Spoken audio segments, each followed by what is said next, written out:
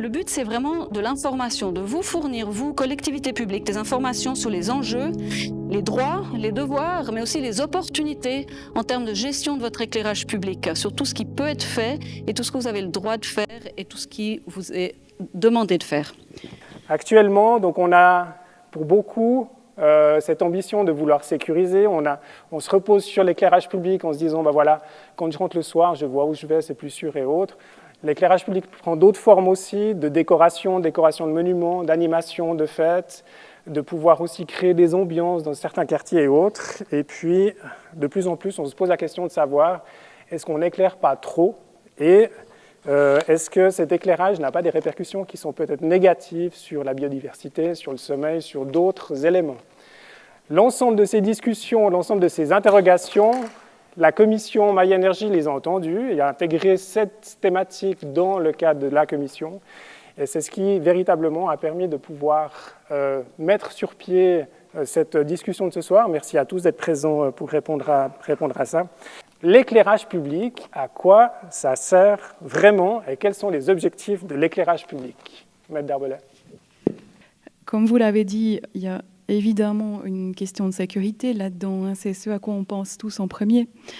Sécurité, donc prévention des accidents qui impliquent soit des véhicules, soit surtout des piétons. On part du principe que les véhicules, en principe, doivent être éclairés par leurs phares. Ça, c'est le premier rôle. Le deuxième rôle auquel on pense souvent aussi, c'est celui du sentiment de sécurité de la population. Donc là, à voir si c'est vraiment une impression qu'on a ou si c'est étayé, je pense que les autres intervenants pourront répondre plus. On a aussi un objectif dans nos villes et nos communes de peut-être plus de confort et de loisirs, donc d'utilisation de places publiques, d'infrastructures de sport, par exemple. On a des questions d'esthétique avec l'éclairage de certains monuments ou de certains bâtiments que vous avez aussi. On a enfin des intérêts économiques là derrière, donc d'éclairage peut-être de certaines rues marchandes ou de certaines vitrines ou de panneaux d'information. Ça, c'est les multiples rôles actuels de l'éclairage public, en tout cas d'après ce qu'on a pu répertorier, à mettre en perspective avec les intérêts qui pourraient diverger, hein, qui sont aussi en jeu, qui sont ceux de la santé, de l'environnement, de la protection du paysage. Donc voilà un petit peu pour ce faisceau d'intérêts qui va servir aussi dans les pondérations d'intérêts que vous serez amenés à faire dans vos fonctions. Madame Carub, donc du service de la mobilité du canton du Valais. Donc les particularités de la Suisse, donc on a plusieurs niveaux aussi juridiques. Quelles sont les obligations au niveau de l'éclairage public? Et puis comment elles se répartissent au niveau de la confédération, du canton et des communes? Est-ce qu'on a des choses qui sont complètement obligatoires? Et puis qui a ces responsabilités-là? Alors la loi qui chapeaute tout ça, c'est la loi sur la circulation routière, par son article 6A, qui demande à ce que la Confédération, les cantons, mais les communes aussi, éclairent leur route, c'est-à-dire qu'ils assurent les impératifs de sécurité routière, mais aussi qu'ils suppriment tous les points noirs ou les endroits où il y a une accidentologie élevée. Au niveau des routes cantonales, on le verra après, c'est la loi sur les routes du canton, et puis au niveau des communes, c'est un peu moins précisé. Très concrètement, en fait, quelles sont les obligations d'éclairage sur la voie publique dans une localité? Est-ce qu'on doit répondre en fait, à des éléments particuliers qu'on retrouverait au niveau de la loi sur la circulation routière ou de la loi cantonale, ou bien est-ce que c'est un petit peu chacun fait sa cuisine comme il l'entend? La loi sur les routes au niveau cantonal qui est assez spécifique, mais pour les routes cantonales, hein, il y a un article 29 qui exige qu'il y ait un éclairage pour les voies publiques cantonales conformément aux exigences du trafic à l'intérieur des localités. Et puis, on a cet article 6A de la LCR qui dit qu'après, chacun est responsable de prendre les mesures nécessaires. Alors, l'obligation des communes, elle provient pas, en tout cas en l'état actuel, d'une loi ou d'un règlement qui existerait déjà. Concrètement, vous avez une pesée des intérêts à faire. Des normes d'éclairage public existent. Elles ne disent pas s'il faut éclairer ou pas. Par contre, si on éclaire, elles disent comment on devrait éclairer. D'accord, donc c'est vraiment à la commune, donc moi je me tourne plutôt vers vous en tant que représentant des communes et autres, c'est vraiment à vous, apparemment sur ce cas-là, de pouvoir décider de quel éclairage à ce niveau-là vous décidez de mettre Alors, Monsieur Lambert du BPA. Peut-être juste en complément, c'est vrai qu'il y a la loi qui a été citée, mais on a aussi des normes qui existent, qui sont pas contraignantes, les normes VSS. Et en fait, selon les normes VSS, on a quand même, alors c'est pas obligation absolue, mais on doit éclairer les passages piétons. Ça, c'est quelque chose qui est important et qui est mentionné dans ces normes. Et également les giratoires en localité. C'est les deux éléments qui concernent l'éclairage qu'on retrouve dans ces normes. On prend l'exemple, on avait un éclairage public qui a fonctionné pendant 20 ans. Et puis, l'autorité de la commune a décidé tout d'un coup justement d'éteindre cet éclairage, soit une partie de la nuit ou bien complètement, ou de le supprimer, et qu'un accident tout d'un coup se passe. Qu'est-ce qui se passe au niveau des responsabilités de la commune? Est-ce que la commune peut être tenue responsable par ceux qui ont subi l'accident parce qu'avant il y avait un éclairage et puis tout d'un coup on l'a arrêté? Comment ça se passe dans ces cas-là? La responsabilité de la commune, elle ressort de l'article 58 du Code des obligations que vous connaissez certainement déjà pour les questions de déneigement, de verglas, de nid de poule. Donc responsabilité du propriétaire de l'ouvrage, du propriétaire de la route pour un dommage qui serait survenu suite à un accident lié à l'ouvrage. Donc après, ça c'est la théorie. Pour dans l'analyse qui va se faire sur vos devoirs de diligence, ce qu'on va regarder, c'est si vous avez respecté les normes privées qui s'appliquent, parce qu'on n'a pas de normes légales publiques, et puis si objectivement vous avez pris les précautions qui s'imposaient. Au niveau responsabilité, pour l'instant, la jurisprudence, alors il n'y en a pas sur l'éclairage directement. Par contre, il y en a sur les autres défauts au réseau routier. Les tribunaux sont encore assez souples, entre guillemets, avec les autorités et reconnaissent que, vu la taille des réseaux routiers, on ne peut pas exiger que vous entreteniez votre réseau comme si vous aviez quelques mètres carrés devant votre maison. Mais maintenant, si une commune, justement, décide qu'il y a trop d'éclairage, et puis la commune est complètement convaincue par cette thématique, et qu'elle éteint ou qu'elle réduit, mais on va prendre le cas qu'elle éteint cet éclairage, est-ce que moi, en tant que citoyen, qui rentre tous les soirs tard du travail, je suis en droit de m'opposer à cette décision en disant que c'est un droit acquis? Admettons que vous preniez cette décision. Je pense qu'il faut distinguer, pour répondre à cette question-là, si c'est juste quelques éclairages qui sont touchés, et puis là on est plutôt dans un cas d'entretien de la route et de remplacement ordinaire des éclairages.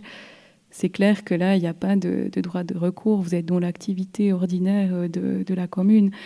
Si vous allez plus loin en prenant des décisions pour un quartier ou pour toute la commune ou pour un secteur, ça va être, c'est encore jamais été effectué à ma connaissance. De mon point de vue, c'est des décisions qui devraient passer par l'établissement soit d'un plan d'éclairage sur lesquels les citoyens peuvent se prononcer, une forme de règlement communal, soit en effet, si ça touche des personnes déterminées, par une décision administrative qui ouvrirait des voies de recours. Sinon, vous vous exposez à une violation du droit d'être entendu, mais il faut qu'on soit dans un cadre qui dépasse l'entretien ordinaire et le renouvellement des éclairages existants. Peut-être pour vous faciliter un petit peu la tâche dans la pondération des intérêts, on a parlé beaucoup des routes et de la sécurité. Effectivement, il y a beaucoup d'éclairages publics qui n'ont pas cette vocation, mais qui éclairent des bâtiments, qui éclairent des installations sportives. Donc là, il y a peut-être déjà des réflexions à avoir sur une réduction de ces éclairages-là. Finalement, c'est quand même compliqué comme décision à prendre parce qu'il faut prendre en compte un certain nombre de choses assez importantes. Comment se fait la pondération entre ces différents éléments? Comme l'a dit Maître Darbelay avant, c'est des fois une pesée d'intérêt qui n'est pas toujours évidente à faire. Qu'est-ce que ça veut dire une exigence de trafic? Qu'est-ce que ça veut dire un trafic important? On ne sait pas, il n'y a pas des chiffres qui sont clairement dits. On sait juste ces obligations des passages pour piétons et à l'intérieur des localités.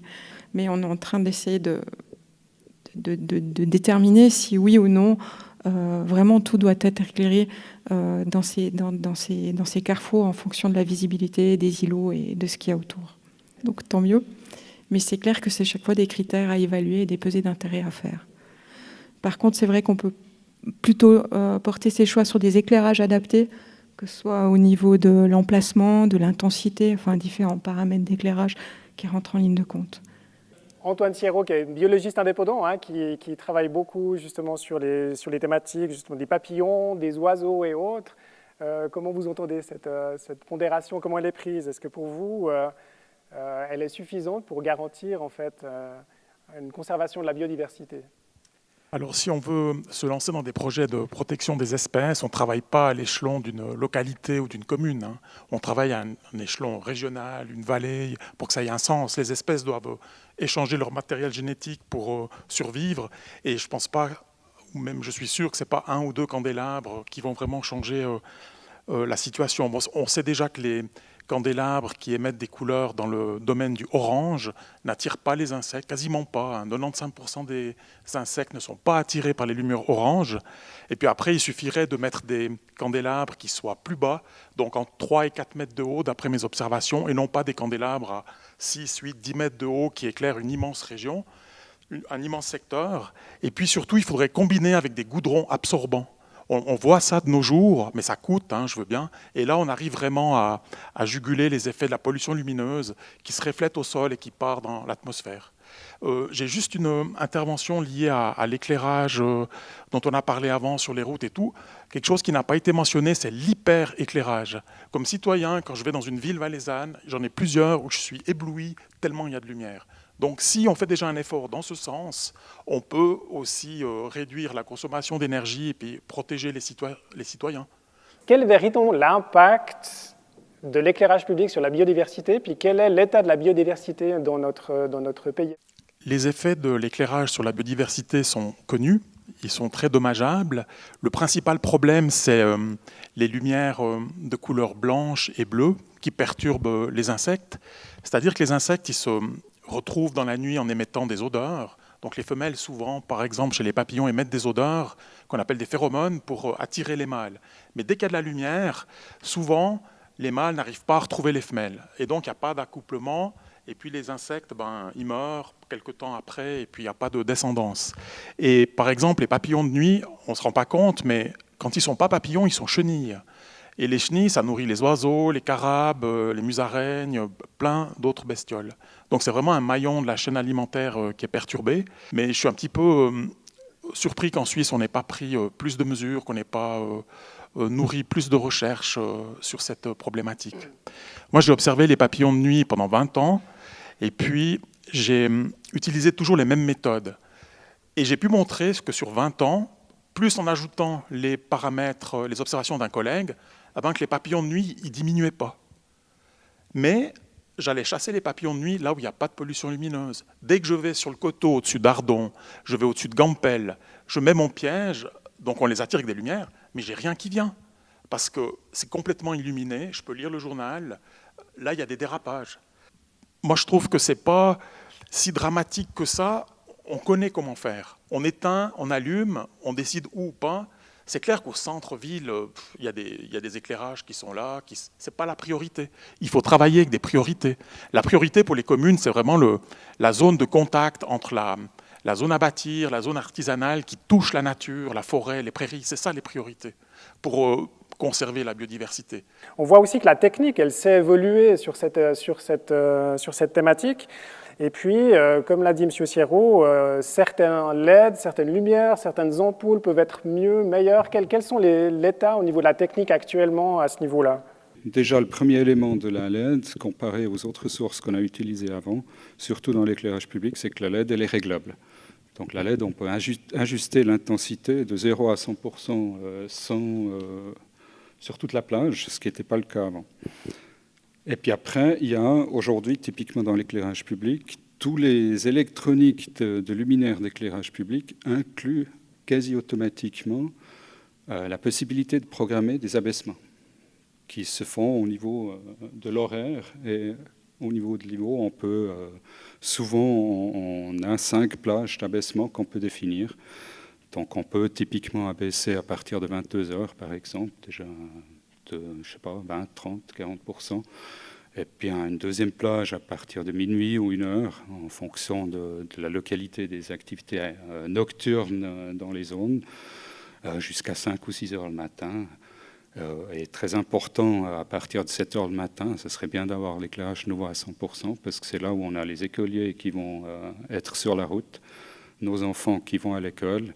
Il y a aujourd'hui, et ça depuis une dizaine d'années déjà, la possibilité de l'éclairage dynamique, où on détecte les usagers et puis on crée une vague de lumière qui précède l'usager. Et puis une fois que l'usager est passé, on redescend l'éclairage à un minimum, voire on l'éteint. On peut très bien faire ça sur une route.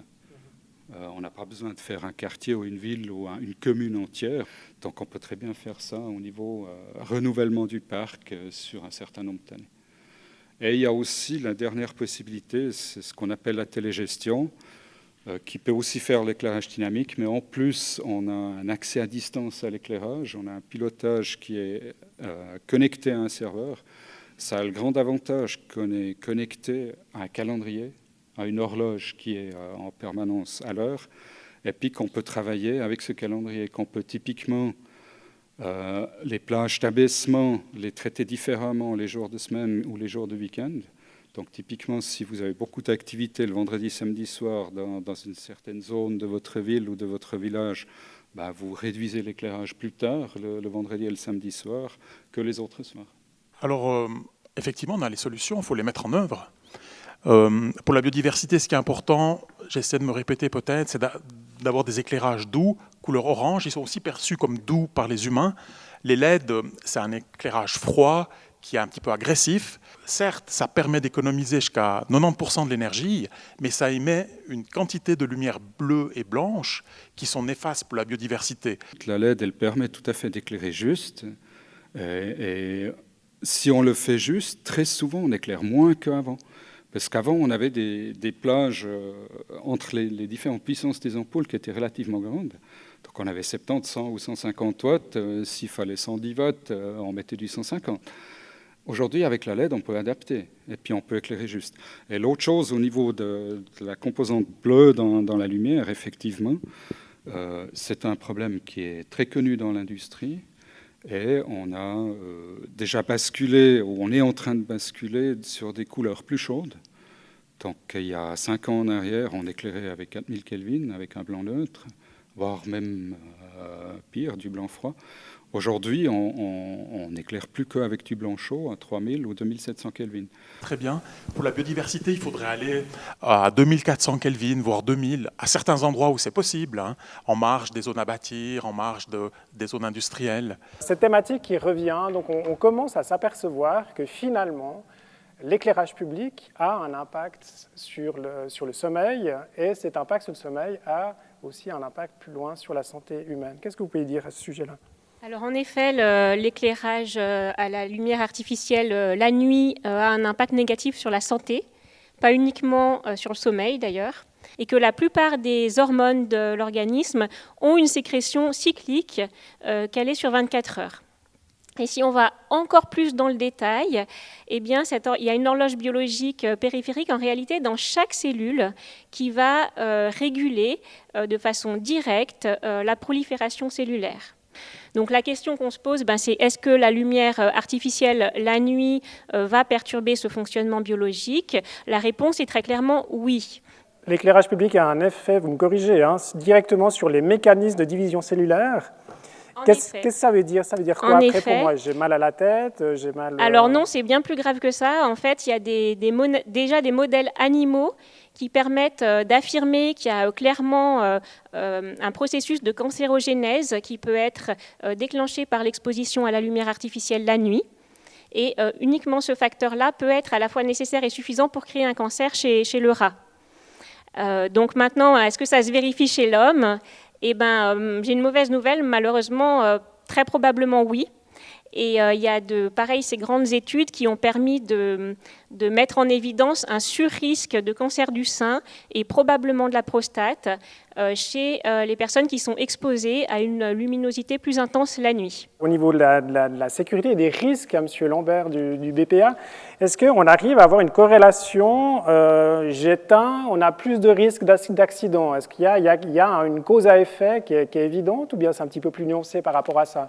Le risque, oui, il augmente quand on n'a pas de lumière, mais ça va dépendre du type d'usager. Pour l'automobiliste, s'il va arriver dans un secteur, dans un quartier où il n'y a pas de lumière, ça ne va pas lui changer grand-chose.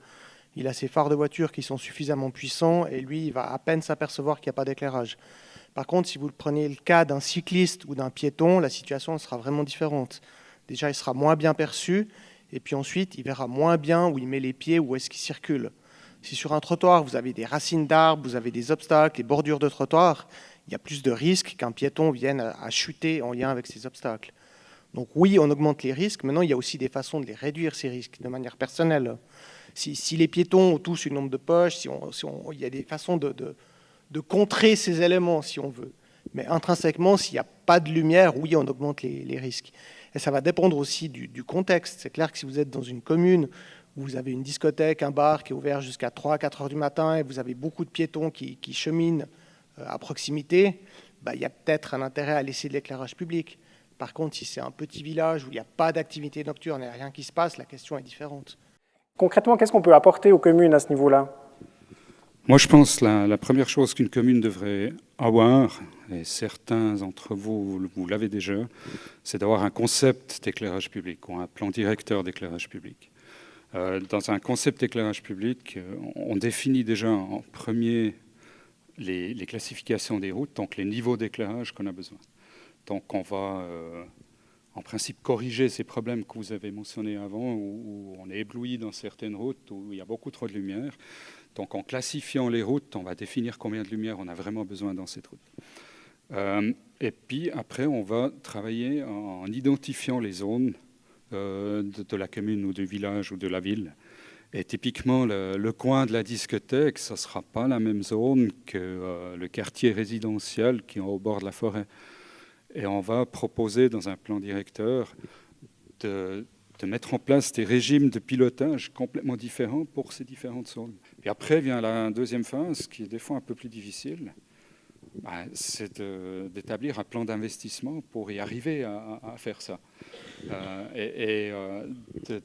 D'établir un programme d'assainissement de l'éclairage public de la commune pour atteindre ce but dans 3 ans, dans 5 ans, dans 10 ans, qu'on a défini dans un plan directeur. Donc on voit qu'on a des accompagnements, des solutions qui sont proposées, donc on peut structurer un petit peu tout ça. Je pense que tout ça, ça va nécessiter aussi des budgets. Hein. Les budgets sont aussi très très importants après dans les travaux qu'on fait. Donc ça va dépendre aussi de toutes les communes, ça va dépendre de la situation et autres. Est-ce qu'au niveau du canton, il y a des aides qui sont prévues à ce niveau-là? Pour ce qui est, moi je peux répondre pour ce qui est au niveau de l'éclairage des routes cantonales, oui, il y a une directive technique et financière qui a été éditée par le service de la mobilité, qui a été distribuée à toutes les administrations communales, dans laquelle différents cas sont présentés avec les forfaits qui sont alloués en fonction du nombre de mâts, du changement de tête, enfin il y a différents paramètres. Donc oui, il y a une participation financière concrète pour les travaux. Combien consomme en fait un éclairage public au niveau de la consommation électrique? Est-ce que c'est conséquent? Qui aurait une réponse par rapport à ça? Madame Carupt? Moi, je peux dire qu'au niveau de la consommation électrique en Suisse, en 2020, il y a une étude qui a été faite qui montre que l'éclairage public, en fait, c'est 12% de la consommation d'électricité et 1%, c'est pour l'éclairage des routes. C'est 12% de la consommation électrique totale ou c'est 12% de la consommation électrique la nuit? Total. Total. Oui. Donc, tout l'éclairage. Tout l'éclairage. Tout Monsieur l'éclérage. Boum, quand on dit tout l'éclairage, c'est-à-dire l'éclairage, la salle ici, donc l'éclairage intérieur inclus. Hein. L'éclairage public, je concorde avec vos chiffres, c'est entre 1 et 1,5% de la consommation d'électricité sur la Suisse. Mais ça fait quand même 1 gigawattheure ou un peu plus. Hein. Si on devait éteindre tous les éclairages la nuit, ce qu'on n'arriverait pas à faire, mais ça nous permettrait potentiellement d'économiser 1% de cette énergie électrique.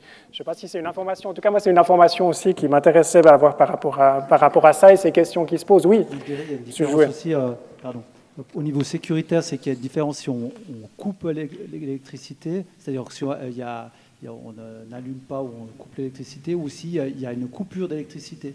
Et puis pour la police, là, ça change un petit peu la donne. Si on a une coupure d'électricité, notamment pour tout ce qui est système d'alarme, pas seulement pour la police, mais aussi pour les services d'incendie, si on a une coupure d'électricité, c'est une autre dimension au niveau sécuritaire de mise en place de dispositifs, que ce soit pour la police, mais pour le SIS en lien avec les alarmes et autres. Donc là, on dévie un petit peu, mais si je vous entends bien, en tant que représentant de la police, vous préféreriez qu'on éteigne l'éclairage public, quitte à ce qu'il y ait peut-être des accrochages supplémentaires, plutôt qu'il y ait un blackout avec des conséquences. Tout à fait, ouais, c'est ça, plutôt, c'est exactement ça. Au niveau de l'expérience de la commune de Vernier, qui depuis 1 année et demie a décidé en fait d'éteindre son éclairage public, est-ce qu'au niveau sécurité, sur cette commune, on arrive à avoir un retour maintenant, un recul? Est-ce que la délinquance a augmenté, les accidents ont augmenté? Est-ce que c'est plutôt positif? Alors écoutez, la bonne nouvelle, c'est qu'on n'a pas d'éléments statistiques probants qui montreraient une augmentation ou des accidents ou des agressions. Il faut bien voir, c'est pas que je vais moduler ce résultat extrêmement positif, mais il faut bien voir que pour le moment, cette extinction des lumières publiques concerne 4 quartiers plutôt résidentiel et une zone semi-industrielle.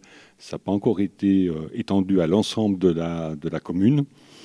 Ce qui est intéressant, c'est que l'extinction se fait entre 1h du matin et 5h le matin, qui est une plage relativement contenue, à tel point que je suis dans un des quartiers, je ne m'en étais même pas aperçu, mais c'est évidemment pas j'ai une vie très rangée. Ça me paraît évident, bien entendu. Ce qui est intéressant, c'est qu'à la fin de l'année passée, la commune de Vernier a déclenché un sondage auprès de la population pour avoir des retours sur cette expérience. Ce n'est pas un sondage représentatif au sens d'un échantillon structuré, mais tous les résidents qui soient dans la zone soumise à extinction des feux ou pas pouvaient s'exprimer. Il y a eu, si j'ose apporter quelques résultats, il y a eu un peu moins de 350 répondants sur une commune qui comporte 35 000 habitants. Ce qui était important de voir, c'est que plus de 80% des répondants étaient favorables à l'extinction de l'éclairage public dans leur quartier entre 1h et 5h du matin. Donc de ce point de vue-là, c'était pour les habitants un plus clairement. Il y avait environ 70% des gens qui étaient prêts à envisager une modulation de l'horaire, j'y reviens tout à l'heure, et 80% également qui trouvaient que cette mesure devait être étendue au reste de la commune. Dans les objectifs qui comptaient dans l'expérience, je rappelle qu'on était à fin 2021, on n'était pas encore dans les discussions actuelles sur les économies d'énergie. Les 2 principaux objectifs à nettement plus de 80%, c'était limiter la consommation d'énergie et d'autre part limiter les impacts sur la faune et la flore, même dans un environnement plutôt urbain, quand bien même le Rhône sillonne la commune avec une réserve naturelle assez importante d'ailleurs en termes d'oiseaux. Et tout de suite derrière, un autre groupe de préoccupations, environ 75%, et c'est ce qui nous intéresse évidemment, nous, police, c'était garantir un sentiment de sécurité, permettre de trouver son chemin et assurer la sécurité des usagers de la route. Donc on voit bien qu'il y a une adhésion aux objectifs, je dirais, écologistes, environnementaux larges, mais très proches. Il y a les préoccupations de sécurité qui apparaissent, qui sont aussi pour large partie liées au sentiment d'insécurité sur lequel je reviendrai très rapidement. Et les autres 2 facteurs importants à 70%, c'était limiter les impacts sur la qualité du sommeil des riverains, on rejoint un propos qui a été tenu, et un autre propos également tenu, permettre à la population de se réapproprier la nuit et le ciel étoilé. Donc, depuis 2004, la police cantonale genevoise commande un diagnostic local de sécurité qui est basé sur un échantillon représentatif de la population, et l'analyse est menée par un consultant externe selon les critères scientifiques, et on s'intéresse notamment donc au sentiment d'insécurité et aux mesures qui permettent, du point de vue des résidents, d'améliorer la sécurité à Genève, dans leur quartier, dans leur commune. Et évidemment, la mesure la plus plébiscitée, c'est de renforcer la présence policière. Mais là, en termes de budget, je pense que, je ne veux pas gêner mon camarade, mais je pense que c'est quand même plus cher qu'une LED. on est d'accord. Et tout de suite derrière, la mesure qui vient plébisciter, c'est à environ hauteur de 30% sur les éditions qu'on mène tous les 3 ans, c'est l'éclairage public. Donc c'est une vraie préoccupation. Et ce qui est intéressant sur le dernier diagnostic qu'on a fait en 2020, les plus jeunes, les 15-35 ans, selon notre échantillonnage, étaient ceux qui préféraient, qui accordaient clairement comme première mesure l'amélioration de l'éclairage public, et également les femmes. Après, ces dames veulent d'abord plus de présence policière, mais après, immédiatement, une préférence pour l'éclairage public. Donc tout ça veut dire qu'on doit effectivement combiner des mesures et avoir des réponses qui ne sont pas, je dirais, standardisées, mais appliquées au lieu de vie, aux pratiques des résidents et aux risques, évidemment, que ce soit liés à la circulation ou potentiellement des risques d'agression. Ce qui est extrêmement intéressant, c'est qu'on voit qu'on a commencé la discussion sur la notion de sécurité. L'éclairage doit pouvoir apporter une sécurité. Et puis là, on finit sur la notion peut-être d'insécurité qui est liée, mais qui n'est pas forcément la même chose. Là, on parlait plus avant de sécurité routière, sécurité aussi au niveau des accidents, sécurité au niveau des usages. Et beaucoup de communes hésitent très longuement pour cette thématique en fait, de l'insécurité. On va éteindre les lumières, on aura beaucoup plus d'incivilité, beaucoup plus d'agressions et autres. Et c'est une préoccupation qui est très importante et puis qui retient beaucoup de communes en fait, à retenir. Et là où c'est intéressant, c'est que par exemple sur Genève, vous avez une expérience qui s'appelle La Nuit est belle. Et puis c'est le genre d'expérience qui permet peut-être à une commune, pendant une nuit, d'éteindre et puis de voir de quelle manière ça se passe. Et puis, peut-être après, d'alimenter la réflexion et puis d'aller plus loin après. Au niveau de ce rapport à la sécurité, insécurité, et puis de l'expérience La Nuit est belle. Donc, ce que je voulais dire, c'était voilà, qu'il y a une grande partie des communes environnement de Genève qui participent à cet événement. Donc, c'est vraiment un événement ponctuel. C'est vrai qu'il y a des communes qui décident après de rendre pérenne leur non-allumage de l'éclairage public. Notre expérience, on a 2 années d'expérience pour Genève. La police cantonale donc, a été associée à cet événement de La Nuit est belle. Nous, on a vu ça sur 3 aspects au niveau police cantonale. C'est la sécurité publique, donc le sentiment d'insécurité, répondre peut-être à ce questionnement. C'est l'opportunité d'actes délictuels lors de cet événement et également la sécurité routière. On a également ce qui a été déterminé, on en a parlé au début de cette table ronde, c'est le fait qu'on a dit la LCR, donc la loi sur la circulation routière, n'oblige pas de l'éclairage des passages pour piétons. Par contre, il a été décidé pour le cas du canton de Genève sur les passages pour piétons de les signaler, notamment pour ceux qui ne sont pas régulés, ceux qui n'ont pas des feux tricolores et qui sont situés sur des routes qui ont plus de 50 km/h. Mais est-ce que vous craignez, alors pour reprendre un peu la boutade qui a été dire avant, que chaque LED éteint doit être remplacé par un policier? Est-ce que c'est une crainte ou bien un peu avec l'expérience, vous vous dites non, finalement... Donc sur les 2 années, en fait, ouais, c'est vrai que sur les 2 années, il n'y a pas d'événements qui ont amené à une inquiétude particulière sur le fait qu'il n'y ait pas d'éclairage public. Non, aucun incident n'a été remonté à ce niveau-là. Qu'en est-il par rapport à la législation, à la gestion des enseignes? Oui. C'est que les communes ont la possibilité de faire un règlement qui règle, soit au niveau police, soit au niveau construction, qui traite les éclairages privés extérieurs. Et la dernière chose, la société suisse ou l'association suisse de l'éclairage vient de fonder un groupe spécialisé émissions lumineuses, dont je suis le président, et on va s'attaquer à ce problème-là en essayant d'établir des normes et des directives pour amener un peu un cadre à cet éclairage privé, cet éclairage publicitaire. Alors, est-ce qu'on arrive à travailler sur l'orientation du LED par rapport à l'intensité? Mes observations montrent que même sur un éclairage LED, il faut un abat-jour. C'est ça qui fait la différence. Il faut que la lumière elle aille au sol et idéalement, comme je disais avant, un goudron absorbant. Mais ça, on ne peut pas faire à tous les coups. C'est que si on refait la route ou sur la route, elle est nouvelle. Mais vraiment, cet abat-jour est très important. Et aussi avoir des luminaires qui ne fassent pas 12 mètres de haut, mais 4 mètres, comme ça, tout est concentré sur la partie qu'on a besoin d'éclairer.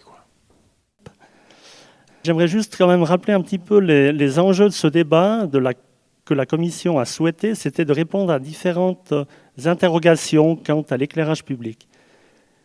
Des interrogations sécuritaires, des interrogations juridiques, des interrogations énergétiques et des interrogations sur le domaine de la santé. Si je résume, comme politique, je salue d'ailleurs un nombre de mes collègues membres des exécutifs communaux qui auront la lourde tâche de procéder à ces pondérations. Vous avez des panneaux qui sont présentés ici, c'est des présentations de bonnes pratiques et d'expériences qui sont faites dans d'autres communes. Et puis on a les représentants de ces communes qui sont là pour discuter avec vous pendant l'apéro, donc profitez. Merci à Aurélie Stam qui représente la région de Nyon. Merci à Bertrand Savio qui représente la commune d'Ayen. Et puis à Martial Guchner qui représente la commune de Plomb-Fayon. Voilà.